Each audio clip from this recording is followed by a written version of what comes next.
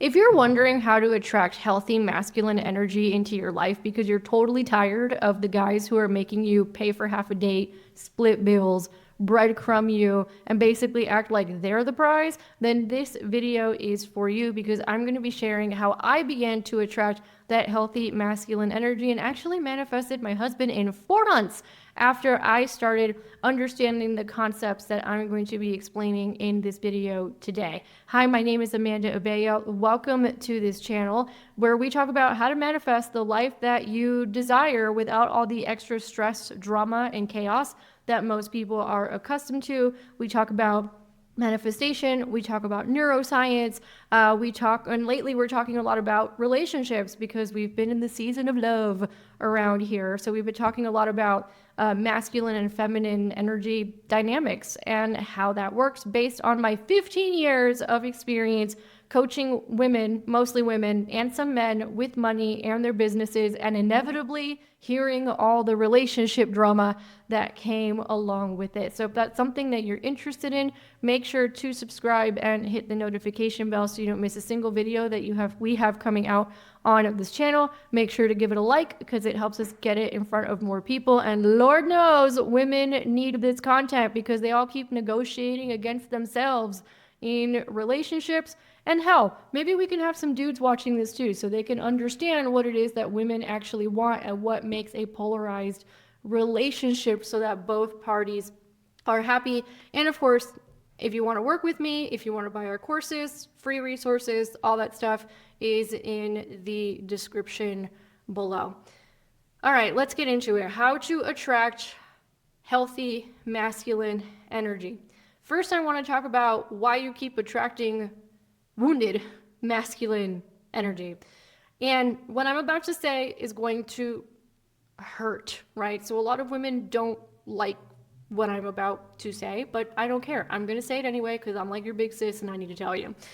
Number one, if you are in a situation where you keep attracting men who are asking you dumb questions like what do you bring to the table, or demanding that you pay half the bills, or not in their protective energy, you need to understand something. The common denominator is you. And we are going to talk about how to stop attracting that energy and start attracting more of the healthy masculine stuff, but you have to take responsibility and realize something's going on with you that keeps attracting these type of men. I remember before I met my husband, I was dating someone, and this was when I was starting to get really into this topic a few years ago, and I kept hearing about this what do you bring to the table conversation. And we weren't dating anymore, but I went back to this person I had dated and we were friends, and I said, you never asked me that question. I don't think I've ever had a man ask me that question. And he's like, yeah, that's because when we were dating, I didn't have to ask you that question. If a man needs to ask the question, something's already wrong. I was like, okay, fair point. All right. So realizing the common denominator is you, that you keep pulling these kinds of dudes in. And then the second thing that I have to say here, well, there's three things that women don't like when I say it. The second thing is that if you keep attracting it, there is something that in you that is attracted to it. So a lot of times when it comes to relationships, but it also applies to the types of clients and employees and any relationship whatsoever that we attract, but in this case we're talking romantic relationships, a lot of times what ends up happening is most people did not come from households with very healthy relationships, and no one taught anybody how to be in relationship, similar to how no one taught anybody about money and nobody taught anybody about their own bodies. So we're just running around like a crazy dysfunctional mess that's been going on in our lineage for decades. So a lot of times, right, whatever you grew up with is what you're going to think is normal as an adult, until you realize that maybe what you grew up with wasn't necessarily healthy. So for example, I know people who grew up with a lot of drama, chaos, addiction, codependency in the household, and they just thought it was totally normal to date crazy people. They just did. They thought it was totally normal because that is what they had seen growing up. Or I will see women end up in situations because of how they've been conditioned that it's normal that they pay half the bills, not realizing that they are negotiating against themselves. And as my husband says, because he loves to negotiate, never negotiate against yourself. Ever, because it's never going to end well. And women are negotiating against themselves in relationships all the live long day. So you have to realize that because of your conditioning, because of what you grew up with, because of what society told you, you might be attracted to things that are not necessarily healthy. It's kind of like that paradox where a woman will have a guy that treats her like a queen, but then she thinks he's boring and instead will go after like the dramatic, crazy narcissist guy because that's what turns her on. And as one of my friends who talks a lot about this subject, her name is Katie Anya Carey, and I interviewed her back when I was still doing my business podcast. She talks about this subject a lot, and she says women need to learn how to be turned on by what is good for them and to them. A lot of women are turned on by what is totally horrible for them based on chemistry rather than being turned on by men who treat them like queens. So that is a situation as well that women need to take responsibility for. And the last thing that I'm going to say about this that a lot of women don't like to hear is, yes, you are going to have to change first before a man changes. A lot of women don't like to hear that. I did not like to hear that many years ago when I started learning about this subject because it really interested me. I didn't like it either. So I understand if you don't like it, but I can tell you now as a married woman that men respond to your energy. Men respond to women. Granted, we're constantly responding to each other, but oftentimes women are the keeper of the relationships. We're the ones who are more relational. And if we change our energy in relationships, the men respond to that change of energy. So that is why oftentimes women have to go first. And let's be real, there's a lot more women Googling this information than maybe men are. So take some responsibility and start learning how to shift and change your energy and your reality when it comes to the kind of men that you are attracting. Okay, disclaimer out of the way. Now let's talk about what healthy masculine energy versus unhealthy masculine energy looks like, right? So the divine masculine versus the dusty masculine, for lack of a better term. I'll have to come up with another term to not steal that one. But healthy masculine energy, divine masculine energy, it's provision, and money is a part of that provision. Masculine men like to provide. They do. And one of the things to keep in mind is that most men are masculine, right? Most of them are. But a lot of times, women don't allow them to be in their masculine. So you could have a totally great guy who is very healthy masculine in every other way, but is still making you pay half the bills, right? So, and again, that is societal programming, that is societal conditioning, that is maybe what you saw at home, the messaging that you got as a kid. Like I said, women have been taught to negotiate against themselves in relationships constantly for the last few decades in the name of empowerment and equality, not realizing that they are shooting themselves in the foot or the repercussions that that would cause in their romantic relationships. And we can see it. It's a mess in the West. So I'm not saying anything nobody watching this video doesn't already know. So healthy masculine energy, divine masculine energy, provision, protection, huge, right? Do they protect you? And usually they are the one pursuing you. You are the prize. When you're talking about unhealthy masculine energy, a lot of the times those dudes think they are the prize and that they don't have to do any work at all, right? And that you should be paying half the bills because you are a grown woman and they're asking dumb questions like, what do you bring to the table? And what I find so interesting about this whole conversation is that a lot of those guys who do that, like the red pill guys, let's call them that, keep attracting the very women that they are bitching against. And the women who are in their hyper masculine, only fangirls era, whatever, keep attracting the red pill guys. These guys are attracted to each other like magnets. They keep ending up together. And the crazy part is they don't realize that they keep ending up together because the masculine women keep attracting the feminized men and vice versa, right? So that's so you understand the difference between like healthy masculine behavior and unhealthy masculine behavior. An area where there's a lot of nuance is control. So healthy masculine men want to have control, of course. An example of that might be I want to have control of the environment because I want to make sure everyone is safe, right? That's very different than controlling, which is manipulating you. Huge difference, FYI. So now that we've established where the women need to take responsibility, sorry, yes, it does lie on you, but I promise that if you decide to take on that responsibility and you start playing with these energies, you're going to start seeing results and you're going to be shocked by how men respond differently to you. And now that we've also established what is healthy masculine energy versus unhealthy masculine energy, let's talk about how to attract that divine masculine energy. So number one, y'all need to learn how to slow down, ladies, right? Especially those of you who are very high achieving, very much in your heads, hyper vigilant sometimes, hyper independent. I know because I was one of those. You need to learn how to slow down. And when I had a mentor tell me this many years ago, I wanted to strangle her through my computer screen. I was like, what do you mean slow down? Why can't they just catch up? That's where my brain was going at the time.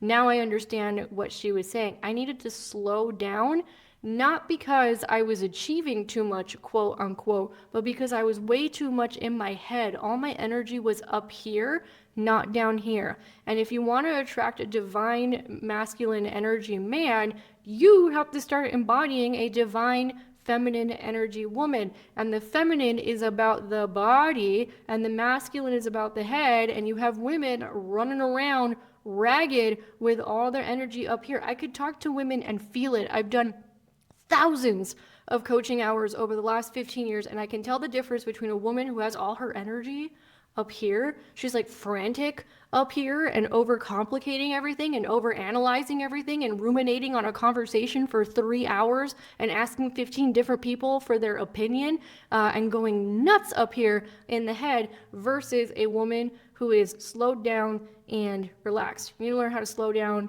and relax and start coming back into your body.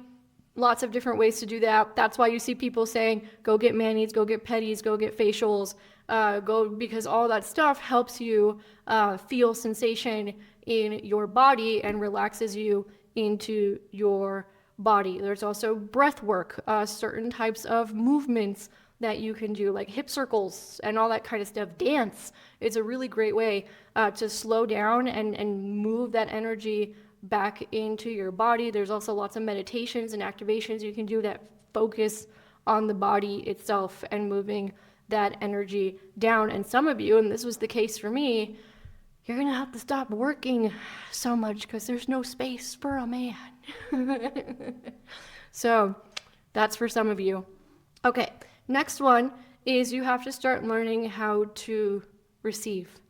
And this is receiving in all areas of your life. It could be receiving money, it could be receiving support, it could be receiving a damn compliment, because some of you don't even like to receive a compliment. It makes you very uncomfortable to even receive a compliment from anybody. You'll be like, oh, that's a cute dress, and you'll be like, oh no, it's nothing, I got it like secondhand, it was only like $5. Like, that's what you do. Learn how to receive. Or you'll go to first dates and offer to pay half for a grown man. He invited you out. He should be paying. Why are we offering to do that? Why are we negotiating against ourselves in these situations? Or you tolerate a man making you pay half the bills. Why? We don't need to be doing that, because it cuts off his masculine energy totally. And if there's any hope of, like, let's say you're in a relationship already and the polarity and the dynamic is kind of off, if there's any hope at all of him becoming more masculine, you have to become more feminine first. And fair warning, you may start becoming more feminine and realize that he doesn't respond to you, and then we're going to be having another conversation about whether or not that relationship is going to keep working for you or not, that does happen. So learning how to receive. I've said this a million times. When I was ready to manifest my husband, one of the experiments that I did is I practiced receiving from the masculine all around me. So if a male colleague wanted to help me solve a problem, I let him do it. That's actually how I met my husband. If I'm at a coffee shop by myself reading a book and a guy wanted to buy me a coffee, I let him do it. I remember a colleague took me out to dinner one time just to like talk shop and stuff like that. And he's like, order whatever you want off the menu. It was like a French restaurant. He paid for everything. I let him do it. Right? So learning how to receive and learning how to receive from the masculine in particular. I know that a lot of women struggle with this because a lot of times they'll think like, oh, if a guy gives me something, there's strings attached. I'm going to have to give him something. If he pays for my dinner, I'm going to have to give him sex. No, you don't have to give him anything, right? He's just being a masculine man. That's what he's doing. The masculine is meant to give and you are meant to receive. It does not mean that you need to go tit for tat, because that's how we end up in very transactional relationships that don't work. Okay? So that's number 2, is receiving. And then the third one is learning how to lean back, surrender, and let go, right? So if you do these 3 things, you'll start more easily attracting divine masculine men. At first, what this might look like if you're single is just surrendering to whatever cycle of life you're in right now, surrendering to the unknown. I know that when I was ready to manifest my husband, and I was ready to just create this whole new life for myself based on more feminine principles, my previous life fell apart. And I had to be okay with that and go through the unknown and surrender to that process. I would end up meeting my husband in 4 months. So it might look like that. If you are single, learning how to surrender instead of controlling everything all the time. If you're dating, it might look like, how about I don't text the guy 15 times sending paragraphs about how I feel? How about I don't do that? It might look like not sending anything and shutting up and letting him pursue you rather than you pursuing him, because you're trying to control the whole situation and trying to get some sort of an outcome, which is a very masculine thing to do and will only attract feminine men who think they are the prize, right? If you keep doing that. And then in relationship, right, that's an example of what it looks like. It also looks like not solving men's problems for them. Those of you who are, I've heard this happen a lot. Maybe you're married or you're already in a relationship and you're the one used to solving all the problems. He's basically become, for lack of a better term, lazy, which is the terminology that a lot of you are using. Well, the way to get him out of lazy and out of solving all the problems is to stop solving problems and letting things go. And eventually, if he's a healthy masculine guy, he's going to step up and start solving all those problems for you again, and you will restore the polarity in the relationship. This might look like refusing to go 50-50 on bills. This might look like maybe you've been married for a while, you thought that was normal, you thought that was the thing, and now you feel like roommates because you basically are roommates, not husband and wife. And then going to your husband and expressing your feelings about it, about how you want him to start being more of a provider, and then allowing him the space to do it without jumping in and trying to solve the problem. So that would be an example of letting go and leaning back in relationships. And again, it's the same thing with, having them solve problems or do stuff around the house. The one that comes up all the time is the trope about taking the trash out. He doesn't take the trash out. Okay, leave it there. And eventually he's going to take it out, right? Rather than you controlling and manipulating and commanding and bitching and nagging for him to do it, because then you become his mom and he becomes your child, and then the polarity dies. He's a grown man. Treat him like a grown man. And eventually it does start to shift, right? And that divine masculine energy will start to come up. And if it doesn't, right, because like I said, that could happen, you may need to have a conversation about whether or not that is the type of relationship that you would like to stay in. And if you're watching this video, I'm going to take a stab at it and venture and say it's probably not, or else you would not be looking at this video, but you have to do the experiment and give it the time first to know. All right, guys, hope you liked this video. If you did, please give it a thumbs up and leave us a comment below. Make sure to subscribe, hit the notification bell so you don't miss a single video that we have coming out on this channel. And for all free resources, the classes that we're doing, how to work with me as your coach in this particular situation, you can find all the information for that in the description. I'll catch you guys on the next one.